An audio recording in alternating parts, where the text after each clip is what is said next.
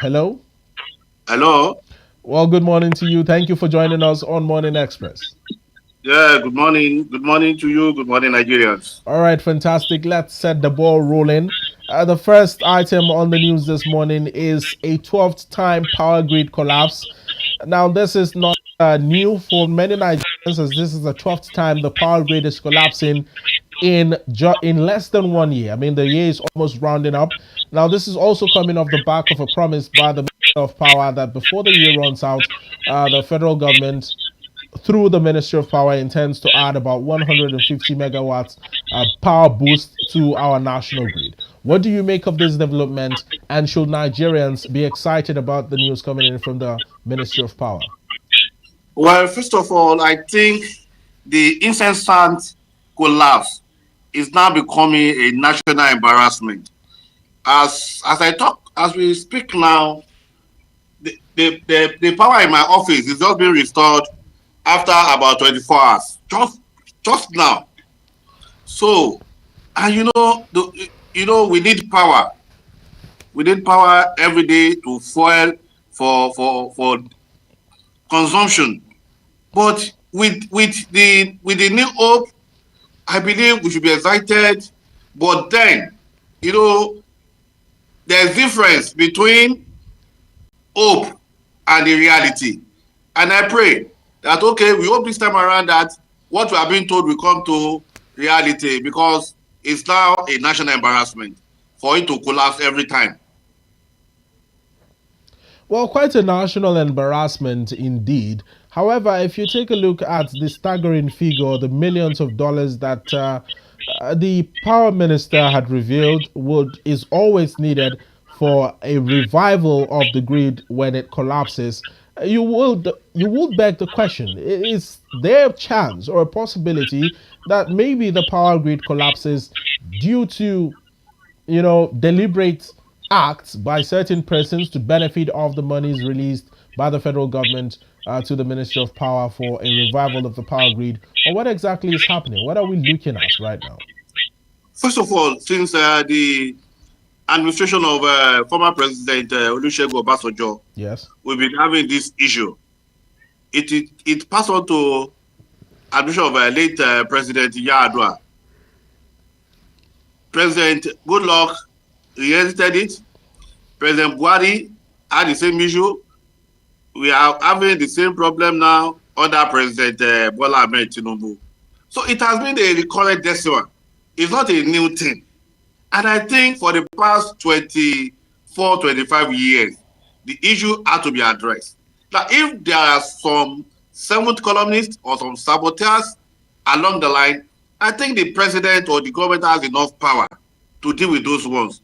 We voted them in to do and make us to be comfortable. We are not going to do the work for them. They came to us that they can do the job. We voted them in, and I think they should do the job and leave excuses. Although there was a time as a journalist, I was just trying to say some of the reasons, and I was told maybe because due to insecurity might be part of it. But then we have a commander in chief that should also address some of these issues. I think we should leave the excuses for now. The government should work it out. We can't have, because there's nothing that shows that the national grid will not even collapse again this year again to make it 13 times. We have 12 months. It has collapsed 12 times. Let's hope the national grid doesn't collapse a 13th time or But, even a but, 14th. but there is nothing that shows that it will collapse. Interesting. So, what do we go from here? Where do we go from here now? Well, that's the big question on the table. Where do we go from here? But the major argument here, Mr. Ayo, is that if you take a look at the power grid, the national power grid, it's not like a mere transformer in a neighborhood where any miscreant can come in and vandalize and take out certain components. And in most cases, when they do this, you find them electrocuted to death in the morning or whatnot. The national power grid is too sophisticated for vandals, like the minister had claimed, for vandals to just go in, vandalize it, and then, cater away with certain components. Is the minister telling Nigerians the truth?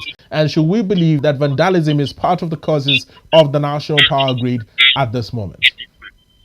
Well, to be fair to the minister, as I said, there was a time I was doing some investigative journalism on the causes, and I got to know that insecurity, vandalism is part of it. But I think there should be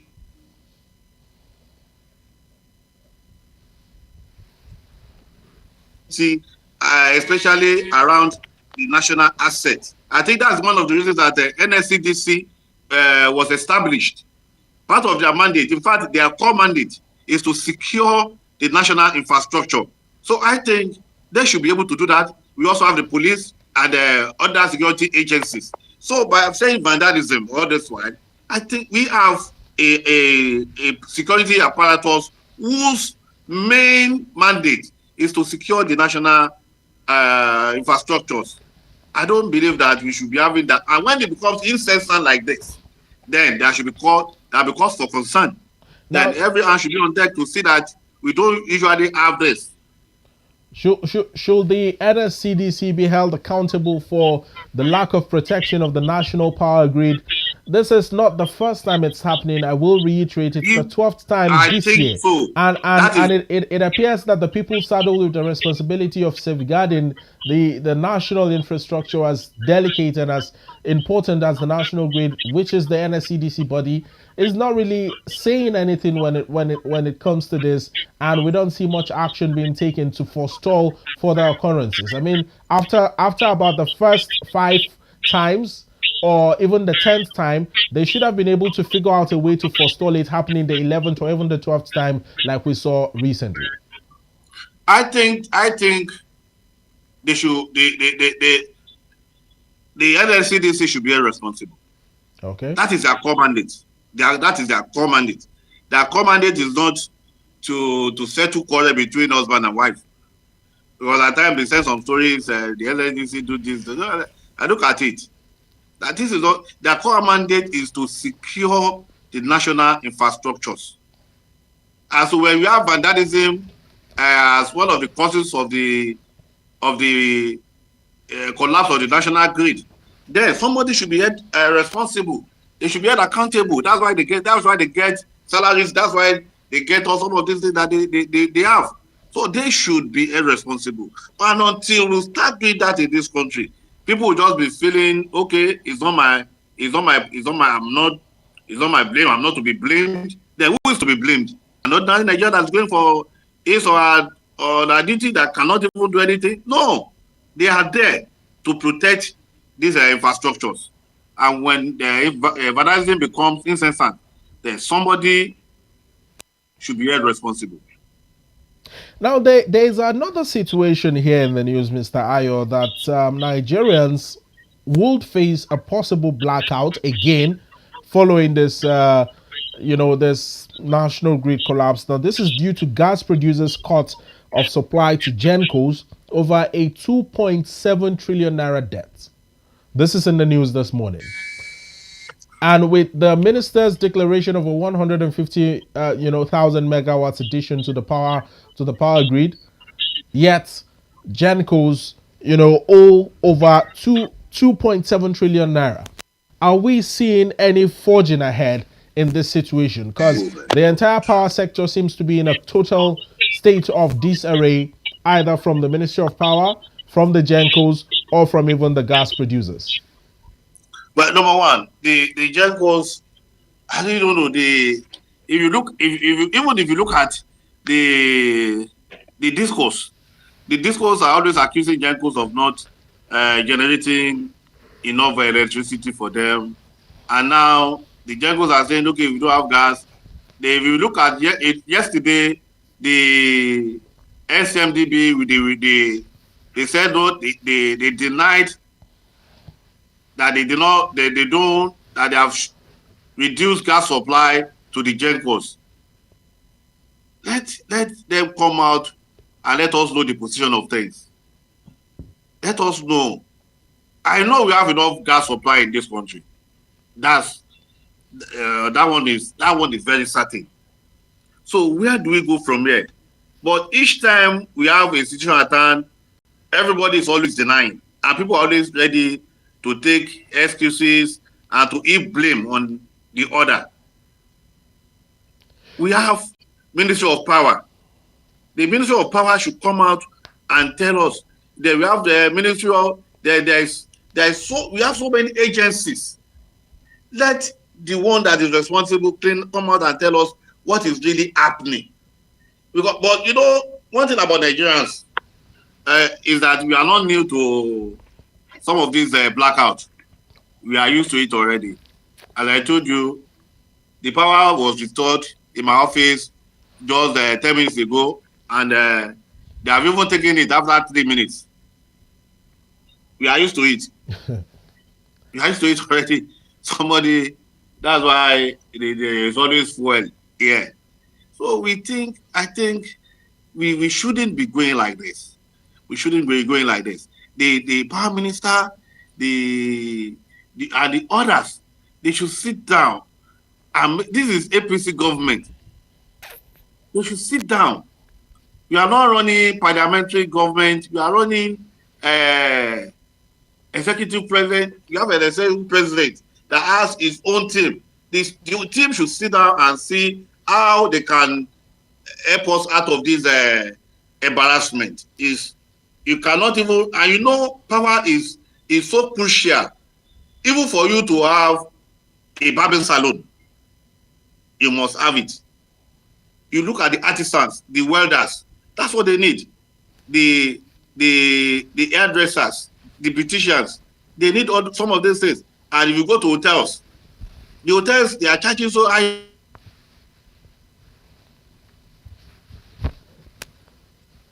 Hello, Mr. I Ayo. think the president should help us out.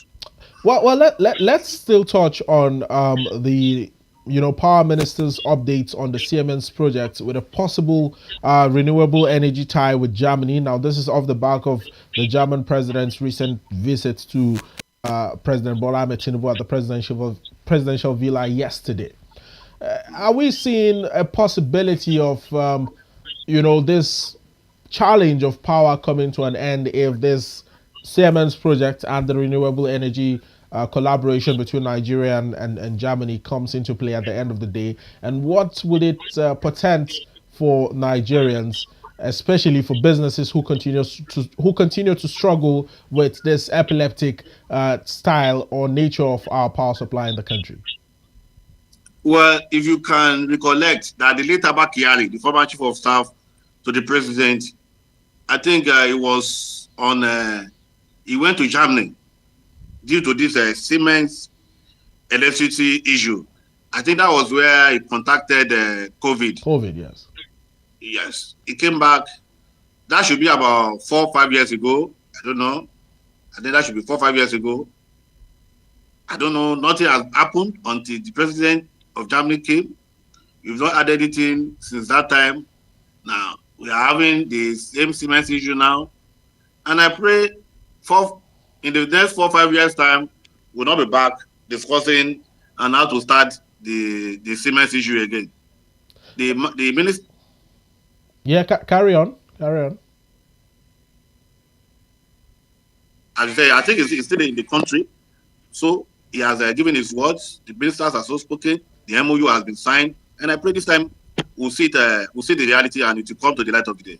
Now, what projection are you given, considering that it is renewable energy and it appears that Nigerians are already searching for personal alternatives to energy generation, not just talking about the power generators that have to run on fuel, which is, on a steady rise. It costs an arm and a leg to buy petrol these days. And also talking about, solar energy supply.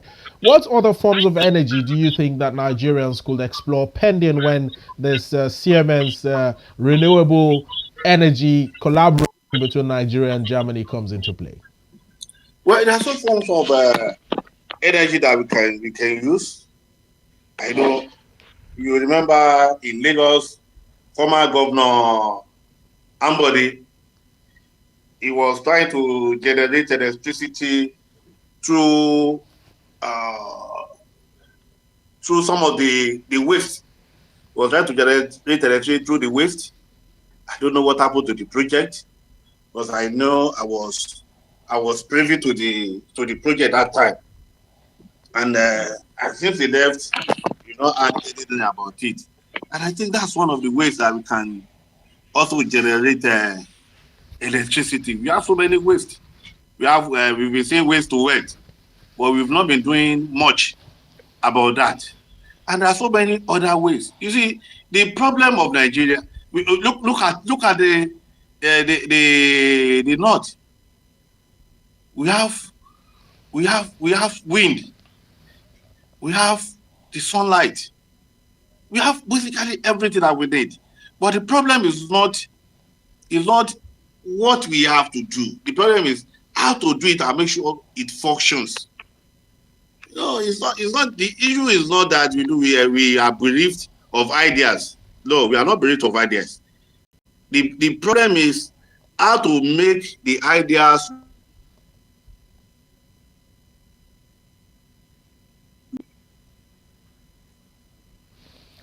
Well, it appears we're having a little bit of a technical glitch there with you, Mr. Ayo. But if you can hear me, can you carry on with your point? Can you hear me? Yes, carry on with your point.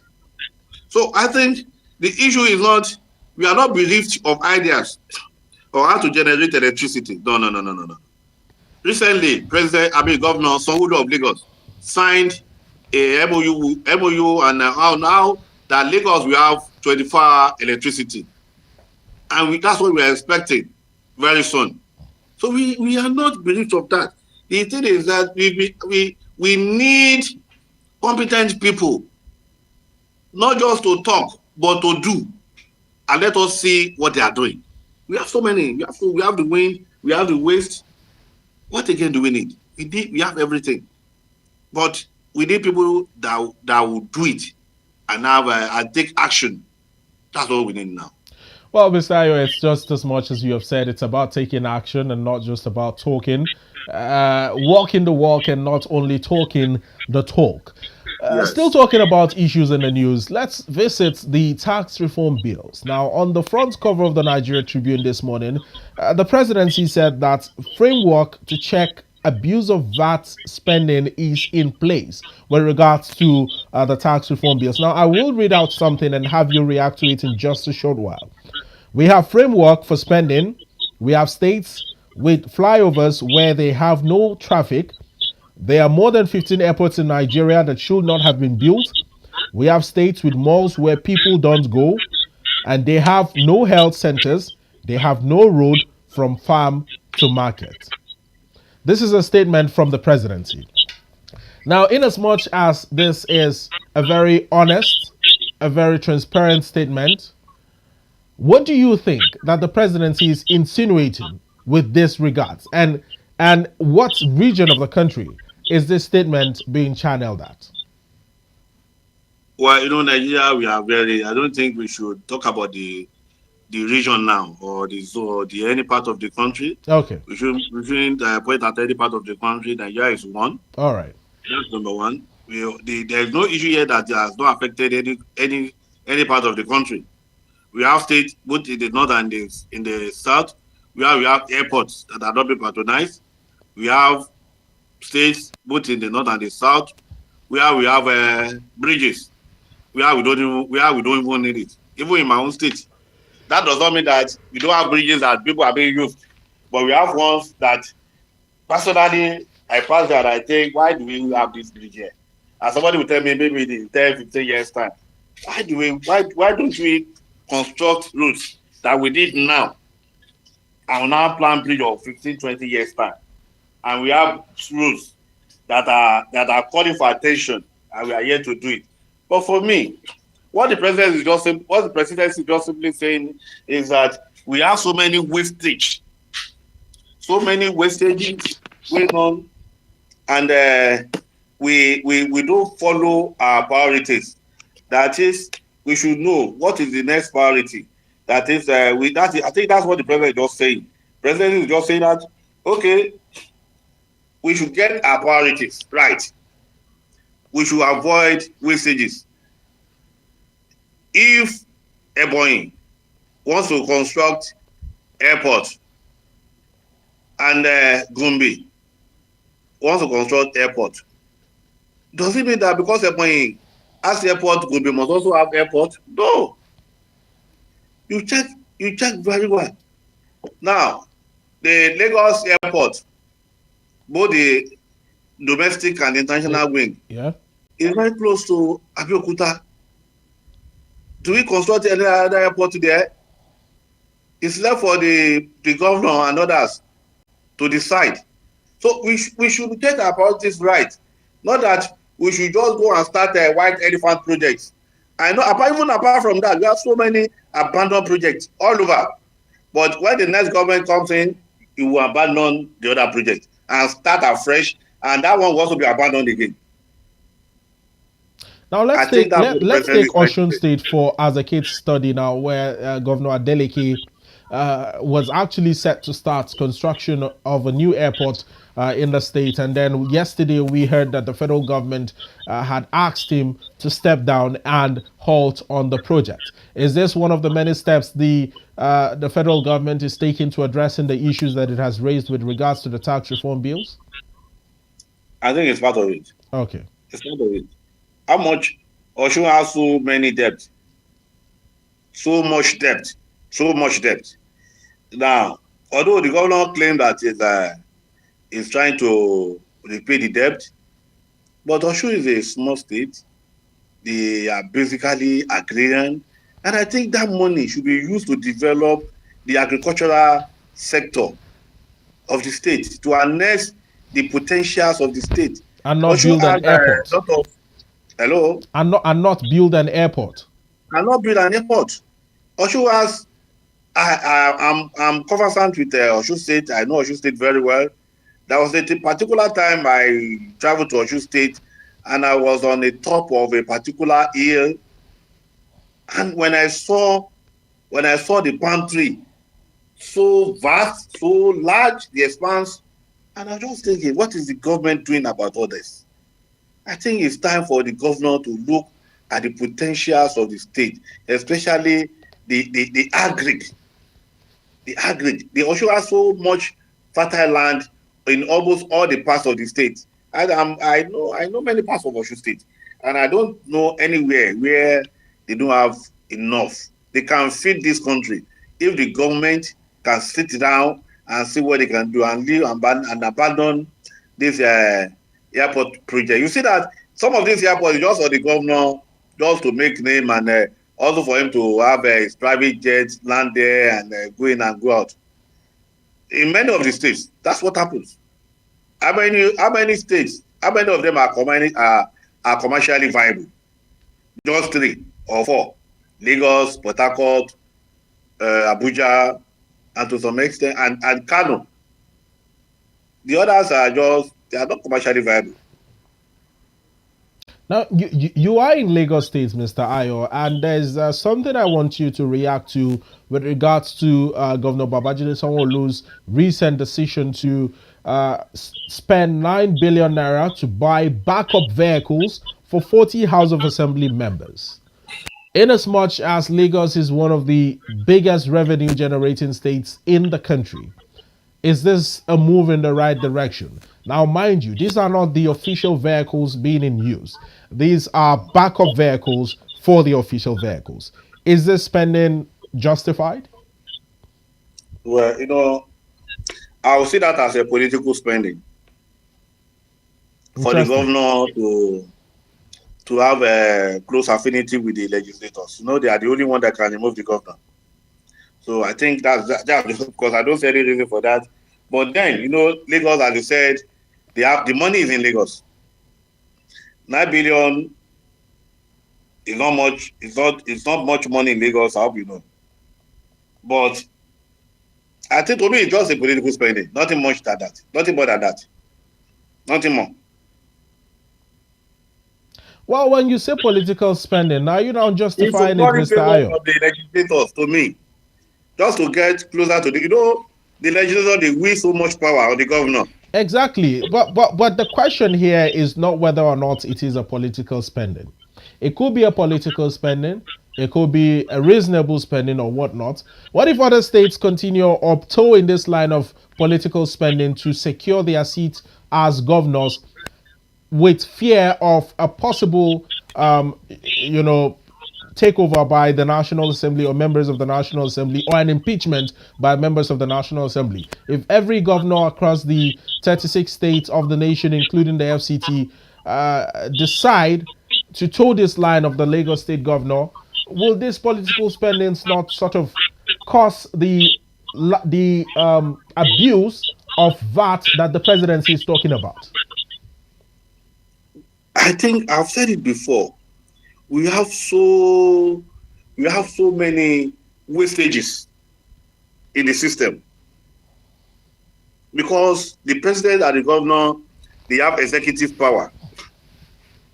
First of all, I think the first question should have been, this spending, was it in the budget? Was it was there allocation for it initially, or it just came out of negotiation with the lawmakers? And why do they need this type of vehicles? This is not the official cars, just back up. And at this time of the year, so I think we should look at that. But then, as I said, it's political spending. The governor, so many things happen at the background between the legislators and the executives. But for me, the governor, although is working in Lagos, but then I don't think we need 9 billion naira, as much as 9 billion naira now, to purchase cars. And for other states, well, Lagos is peculiar in one way. In most of the states, the legislators, the assembly members, are in the pocket of the governor. I hope you know. Well, I certainly am aware of this. I know they're in the pocket of the governor, so the governor may decide to give them and not to give them.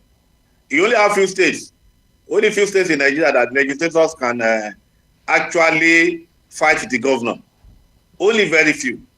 The legislators that even on their own, they refuse, what do you call it? They refuse independence. They rejected it. That's to show you that many of them are in the pocket of the governor. I don't think that can happen in many states in Nigeria. I don't think so. Very few states. Well, Mr. Ayo, let's visit the House of Representatives of the National Assembly, where the members of the House of Reps are set to probe the Nigerian Customs Service. Now, this is due to smuggling and alleged brutality at our borders. This is not the first time the Nigerian Customs Service is being accused of, allowing our borders to be porous in some way, or cooperating with, the smugglers to push in items into the country without going through the necessary procedures. What do you make of this development? And should the NCS be probed? That's my news for today. Okay. I'm from Ogun State. Yes. Though I live in Lagos, though I work in Lagos, I'm from Ogun State. Okay, fantastic. But I have a house in Ogun State, very close to along the border area. I remember when I had my last child. The day I had my last child, I can confirm it and I can see it anywhere. The smugglers that were allowed to bring in rice from the Idiroko border, there should be more than 500 vehicles. In fact, while going to the hospital, I was even in between them, because I was driving in between them. And one of the customs informer came to me and said, he spoke to me in Yoruba, what's your number? And I asked him, what are you saying? Then he got to know that I'm not even among them. So he cannot bring in rice to this, even though we have porous border. I agree that we have porous border. But you cannot bring in rice to Lagos without passing through at least 3 custom checkpoints. There is no way. No way, no matter what. Those you can bring into the country, but it will be at the border area. You can't bring it into Lagos as far as Lagos without passing through checkpoints. It's not possible. There must be connivance between you and one or two custom men. It's not possible. It's not possible. It's what we see every day. That's on the smuggling aspect. Let's talk about the brutality. The Now, alleged nature of brutality that these customs officers met out on people. A friend of mine, he was a former, he was a former employee of MITV. I think he has an online portal now. I don't know the name of it. I can't remember the name now. He was coming from Ibeshi on Sunday, and he was shot by men of the customs close to Ilaro. Well, that's quite a very sad incident. I've covered many.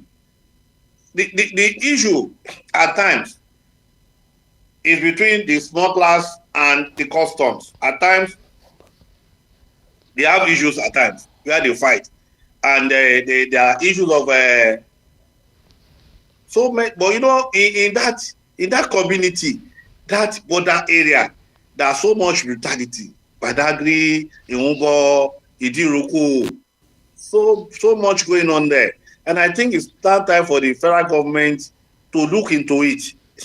And even the custom, what they call the CGC of the custom, Mr. Bashir Adeniyi, is also he has listening here, because there are times that I've called him 1 or 2 times for issues, and he addressed it in very good ways. And I think we should look into it. How can now you see customs coming to the market, brutalizing the market women over the same product they are allowed to come in. They allowed it in. And I can say it anywhere because I live along that line. There is no way. So you're saying they connive with the smugglers at the border, and then allow them bring in these products into the country, and then go to the market and brutalize market people. I don't know. My house is close to Winners Chapel. I hope you know Winners Chapel. Yes, I do. Yes, my house is close to the place. And there's no way you can carry a bag of rice up to Songo Market without passing through a custom checkpoint. It's not possible. The porous border that we are talking about, they only stay close to the border, but they cannot bring it into the Lagos. It's not possible. That will not be telling custom on the way. How will you jump? Will you take helicopter? There's no way. So they allow it.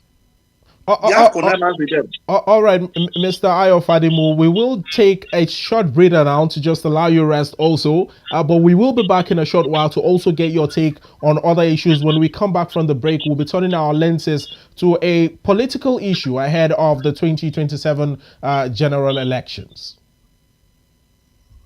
Are you with us on the line? Can you hear me now? Yes, I can hear you loud and clear. Okay. Well, it's expected from the party in power. There's always no vacancy in government. It's always like that. Why the opposition will always claim that they have enough power to unseat the party in power. And the issue of Mr. Bwala, as I have said before, it was a colonialist of Alhaji Atiku Abubakar.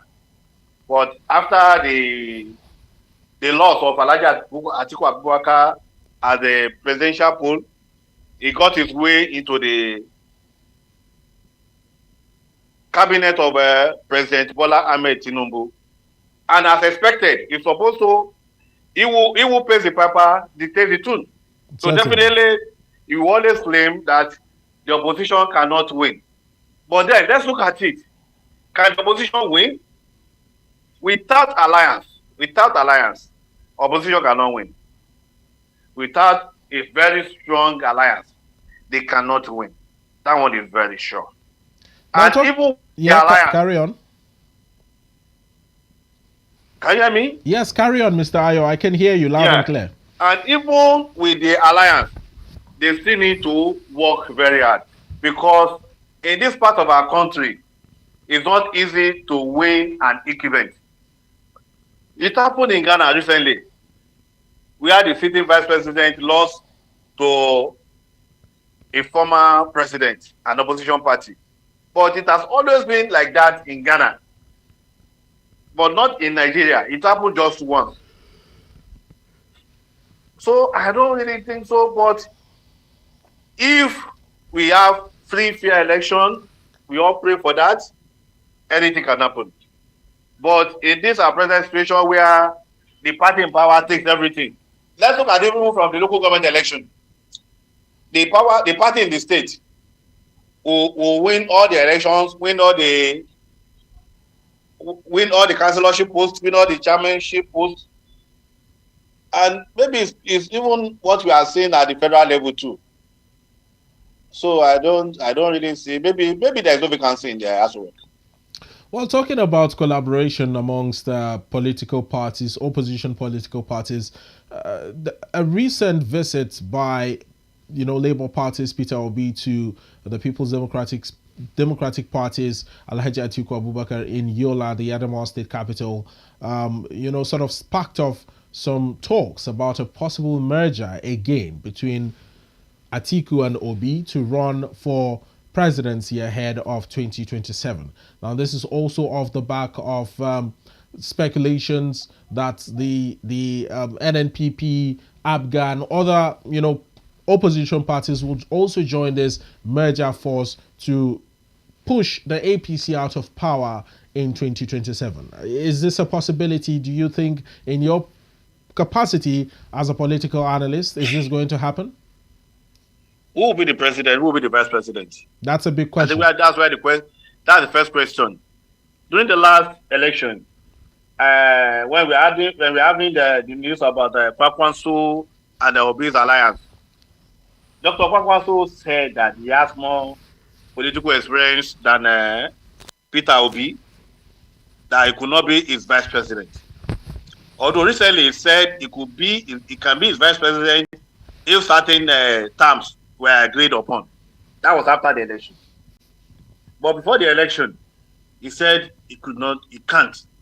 Now, this time around, who will they put forward as a president? And how will Mr. Peter Obi now talk to his obedient movement, the ferocious youth in the obedient movement that this time around is stepping down to become vice president? Or will Alhaji Atiku be vice president to Mr. Peter Obi?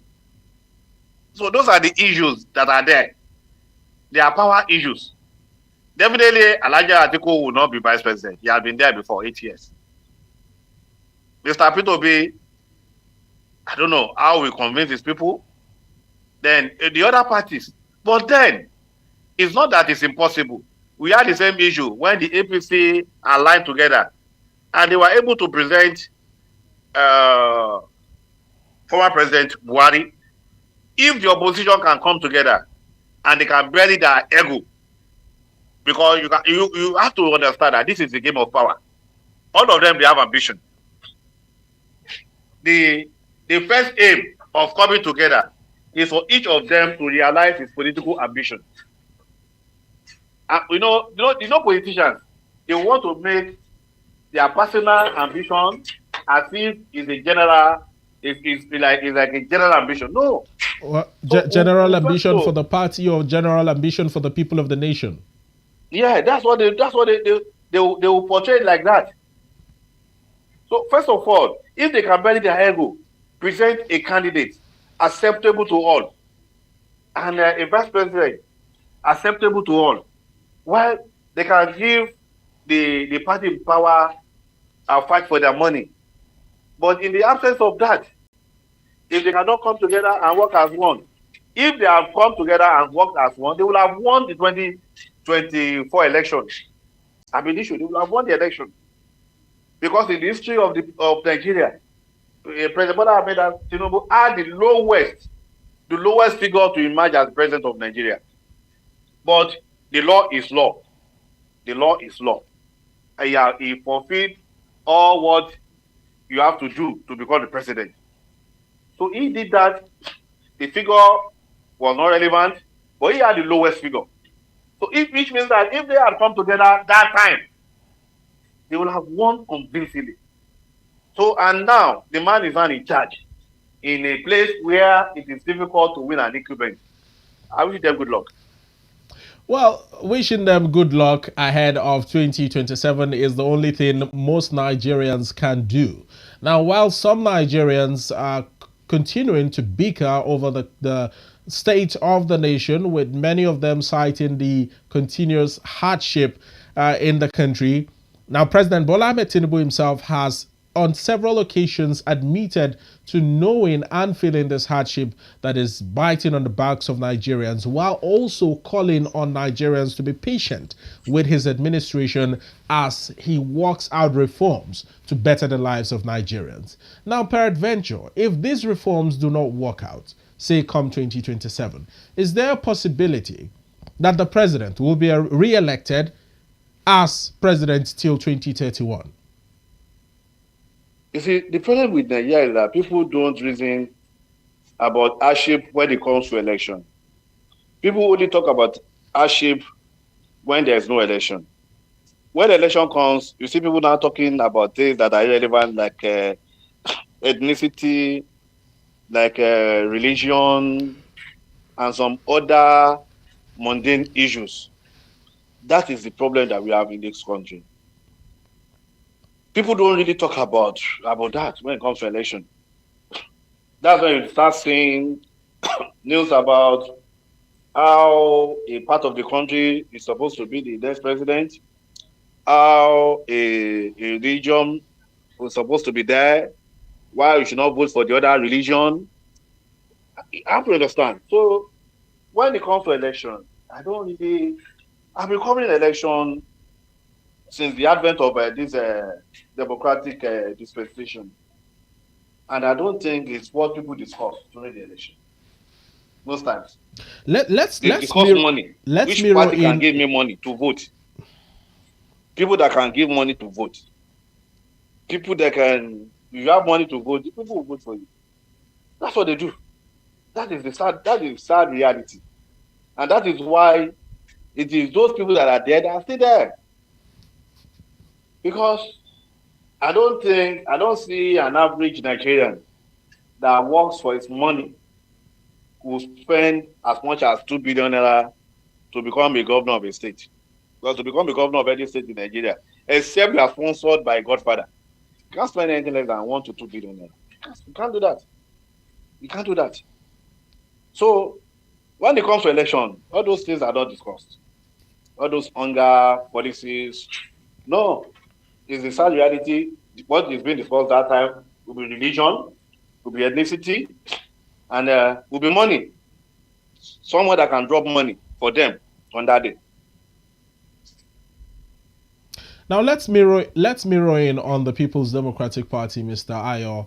The PDP is in disarray, especially with the controversy of who becomes the PDP National Party chairman.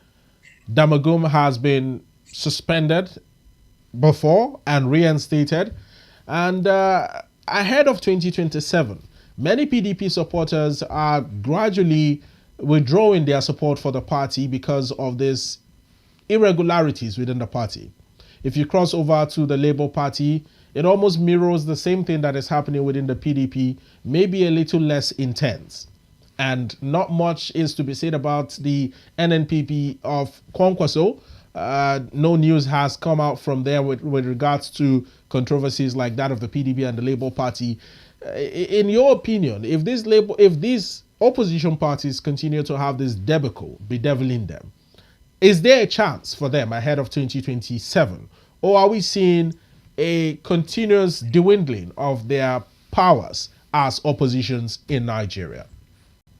Well, first of all, that's a very good news for APC because the more troubles for them, the more comfort for the party in power. Because the more trouble for them, it means that they won't have enough arsenal to fire the opposition, the party in power. That's number one. Now, the problem of PDP, some are saying it's wicked because Damagum is realist. Some saying it's realist. So until their next election, where I think they've zoned the next chairmanship to North Central. When they produce the next chairman, we'll see what happens. But for now, the party is in disarray. For now. And about the now, Labour for Party? Labour Party, the Mr. Aburi had issues.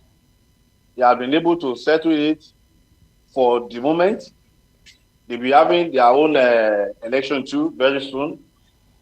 We'll see what happens. And NNPP, they have only one state. And as you know, they have their own issues too. Because Kwankwanso has a faction. Now, Dr. Boniface, who is the founder of the party, is not in agreement with Dr. Kwankwanso. So two of them are parallel lines. They don't even work together. So they have their own ESCO. They have also another national ESCO. So they have factions. But it's just because they have been able to manage it to some extent because there's no election. Dr. Kwankwanso has the only governor, who is his in-law, with him. So there's no problem. They don't have much issues to do. And they are in the north. The founder is in the south here. And the party was not much known prior to the election until Dr. Kwankwanso joined. So I think that's their own. But if all of them, that does not mean that APC is also not in crisis. They have crisis in so many states. They also have their own. They cannot, when it comes to power, there's no way there will not be crisis. But it depends on how you are able to settle the issues. There's no way. We are talking about power and money. When it comes to Nigeria, power and money together. And that is what every man wants. So there will always be crisis. But it depends upon the management. If you look at the last gubernatorial election in Ondo, when Ayedatua emerged, there were issues. But Presidency was able to come in and they were able to settle it. When PDP had their own primary election, there were issues. But instead of settlement, many of them went to other parties. All those in APC stayed within the party. All of them. They were with none left. But PDP, they left other parties to emerge as like in Labour, like in SDP, to emerge as a governorship candidate. So, in what way? So they lost in all the 18 local governments of the state. Assuming they have stayed within the party, it should have made more sense. They might not have won, but it should have been total loss like that. I hope you understand. So I certainly do understand you, Mr. Ayo. Carry on. Hello? Yeah, carry on. I'm getting your point. So there are issues everywhere. It's just for the leaders and the main stakeholders within the party to come together and settle the issue. Now, in terms of inclusivity, Mr. Ayo, in terms of inclusivity, we saw the in terms of what? Inclusivity in governance. Okay. The administration of President Bola Ahmed Tinubu made quite a remarkable decision when it picked Barry Nyesom Wike, a staunch PDP member, as Minister of the FCT here in Abuja. And even though this was met by a lot of criticisms from the other divide, the APC and the president himself made it a point of duty to point out that it is not just about the political party affiliation, but rather the capacity of the person in delivering duties. Are we going to be seeing more of this inclusivity coming in from the administration of President Bola Ahmed Tinubu without necessarily breaking up these opposition parties and infiltrating APC with their members? Well, it is good. It is good for the polity, but then was it having having a minister from a party, from an opposition party, is good in a way, as you have said. But then the minister, the allegiance will not be to who? To his party or to the president in power. From the way we are saying now, we can see that the allegiance is to the president and even to the party in power. I think that having such, look at even Madam Mrs. Bianca Ojukwu, she's from Abga and she has just been picked. Yes. And that's also part of it. But some of these things, is it not to weaken the opposition? Is it not to weaken the opposition? So it's for the presidency. The presidency has you can see that the emergence of Barrister Nyesom Wike has further weakened PDP more. It has caused more harm than good for him to be there. Although he's performing in Abuja. Yes. Because I was in Abuja recently. I was in Abuja just last month. And from what I saw, he's performing. And even from commentary from the people, most people agree that Barrister Wike is performing in Abuja. But what of the political side? What of the political side? Now, the political side is what remains to be seen, as many people have fingered Barrister Nyesom Wike, citing that he is now more or less a mole in the People's Democratic Party that has been planted there by the APC government, even though he never switched parties, to sort of destabilize the party, especially with one, the Damagum saga that is currently going on at the national level, and secondly, the Wike Fubara crisis in Rivers State. In Rivers, his man, Okocha, is the leader of APC in Rivers. The PDP in Rivers, his man is also the chairman of PDP in Rivers. So he has both parties in his pocket.